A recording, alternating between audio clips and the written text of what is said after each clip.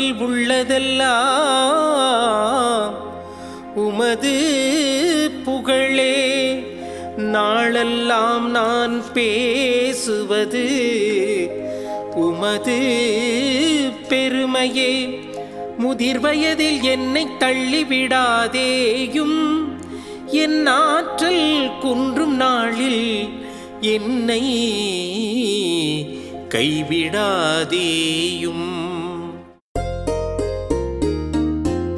ஆண்டவரே, என் வாய் உமது மீட்பை எடுத்துரைக்கும். ஆண்டவரே, என் வாய் உமது மீட்பை எடுத்துரைக்கும். ஆனால் நான் என்றும் நம்பிக்கையோடு இருப்பேன், மேலும் மேலும் உம்மை புகழ்ந்து கொண்டிருப்பேன்.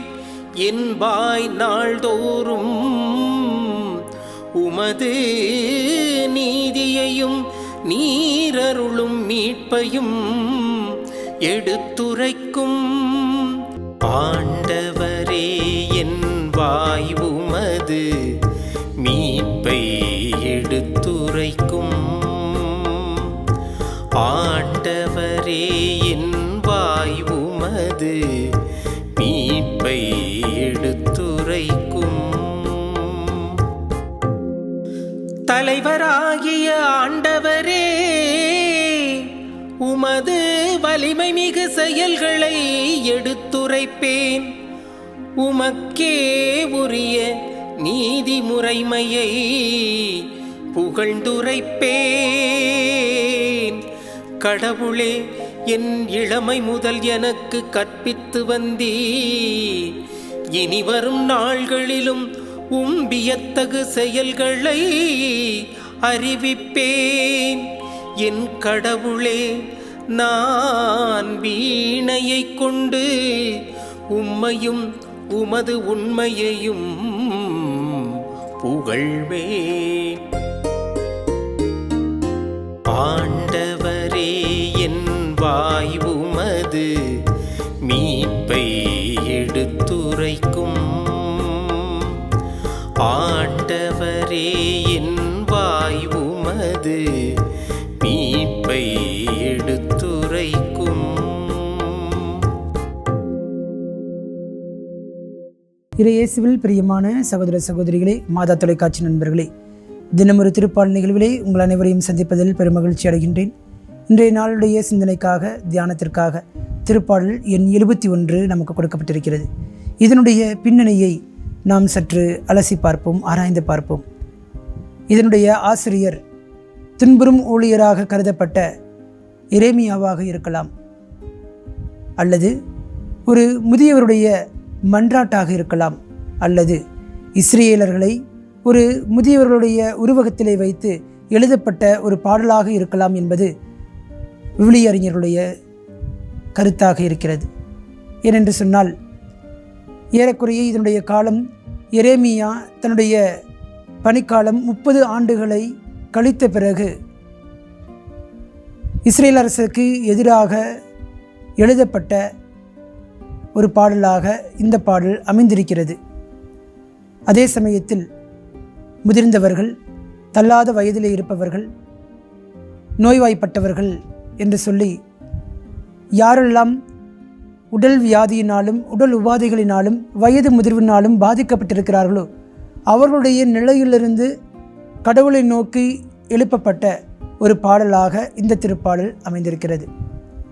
இன்னும் சொல்லப்போனால், கடவுள் தங்களுடைய இளமை காலத்திலே எவ்வாறெல்லாம் தங்களை பாதுகாத்திருக்கிறார், பராமரித்திருக்கிறார், எல்லா விதமான அருளினாலும் ஆசீர்வாதத்தினாலும் நிரப்பி இருக்கின்றார் என்பதையெல்லாம் சொல்லி காட்டி கடவுளுக்கு நன்றி செலுத்தக்கூடிய ஒரு பாடலாகவும், அதே சமயத்திலே இதோ இத்தனை ஆண்டுகளாக என்னை பாதுகாத்து பராமரித்து வந்த கடவுள் என்னுடைய தள்ளாத வயதிலும் முதிர்ந்த வயதிலும் உடல் உபாதைகளினாலும் நோயினாலும் பாதிக்கப்பட்டிருந்தாலும் கடவுள் என்னை பாதுகாப்பார், என்னை அரவணைத்துக் கொள்வார், என்னுடைய நோய்களிலிருந்து என்னை விடுவித்து காப்பார் என்று சொல்லி ஒரு நம்பிக்கையை கொடுக்கக்கூடிய ஒரு பாடலாக இந்த திருப்பாடல் அமைந்திருக்கின்றது. இந்த திருப்பாடலுக்குள்ளே ஒவ்வொரு வரிகளாக நாம் வாசித்து பார்க்கும் பொழுது கடவுள் மீது எந்தளவிற்கு பக்தியையும் அதே சமயத்தில் நம்பிக்கையையும் இறை பராமரிப்பிலே இருக்கக்கூடிய அந்த அனுபவத்தையும் இந்த திருப்பாடல் முழுமையாக வெளிப்படுத்துகின்றது. இதோ கடவுளுக்கு அவர்களுடைய உள்ளத்தின் ஆழத்திலிருந்து புகழ்ச்சியையும் நன்றியையும் தெரிவிக்கிறார்கள். இளமை காலத்திலே நீர் எங்களை கைவிடவில்லை, இதோ முதிர்ந்த வயது எங்களை நெருங்கிக் கொண்டிருக்கிறது. நீர் எங்களை கைவிட மாட்டீர், எங்களை தள்ளாட விட மாட்டீர் என்கிற விண்ணப்பத்தையும் இந்த திருப்பாடல் எடுத்து காட்டுகிறது.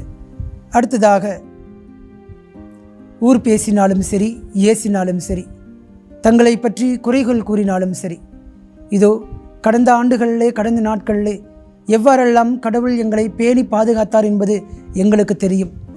அதே போலத்தான் எங்களுடைய முதிர்ந்த வயதிலும் இயலாத காரியங்களிலும் கைவிடப்பட்ட சூழ்நிலைகளிலும் கடவுள் எங்களை பாதுகாத்து கொள்வார், தன்னுடைய இறக்குகளின் கீழே வைத்து அரவணைத்துக் கொள்வார் என்கிற நம்பிக்கையை இந்த திருப்பாடல் கொடுக்கிறது.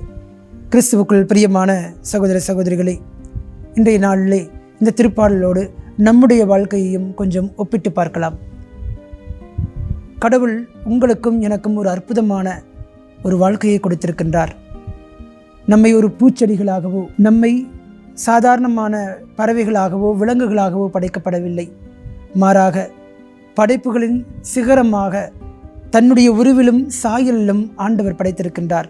நமக்கென்று ஒரு அழகான வாழ்க்கையை கொடுத்திருக்கின்றார், அற்புதமான குடும்பத்தை கொடுத்திருக்கின்றார், யாருக்கும் கிடைக்காத பிள்ளை பேற்றினை கொடுத்திருக்கின்றார். எவ்வளோ விதமான அருளையும் ஆசீர்வாதத்தையும் நமக்கு கொடுத்து திறமைகளையும் பண்புகளையும் நமக்கு அளித்து இந்த உலகிலே எல்லாரும் போற்றும் விதத்திலே நம்மை வைத்திருக்கின்றார். அந்தளவிற்கு பாதுகாத்து பராமரித்து வரக்கூடிய கடவுள் இனிமேலும் இனி வருகின்ற காலங்களிலும் நம்மை பாதுகாப்பார், வழிநடத்துவார் என்பதுதான் இன்றைய நாளிலே நாம் இந்த திருப்பாடலின் வழியாக கற்றுக்கொள்ள வேண்டிய பாடம். எனவே இன்றைய நாளில் நாம் அனுபவிக்கக்கூடிய எல்லா விதமான துன்பங்களையும் துயரங்களையும் ஒரு ஓரமாக ஒதுக்கி வைத்துவிட்டு கடவுள் நமக்கு கொடுத்த அந்த ஆசீர்வாதங்களை எல்லாம் நினைத்து பார்ப்போம். நாம் வயது முதிர்ந்தவர்களாக இருக்கலாம், தள்ளாத வயதிலே இருக்கலாம், கைவிடப்பட்டவர்களாக இருக்கலாம், புறக்கணிக்கப்பட்டவர்களாக இருக்கலாம், நோய்வாய்ப்பட்டவர்களாக இருக்கலாம்.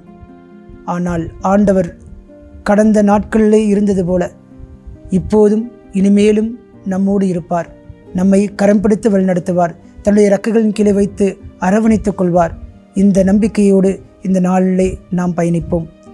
ஆண்டவர் உங்களையும் என்னையும் ஆசீர்வதிப்பாராக. ஆமீன். மன்றாடுவோமாக.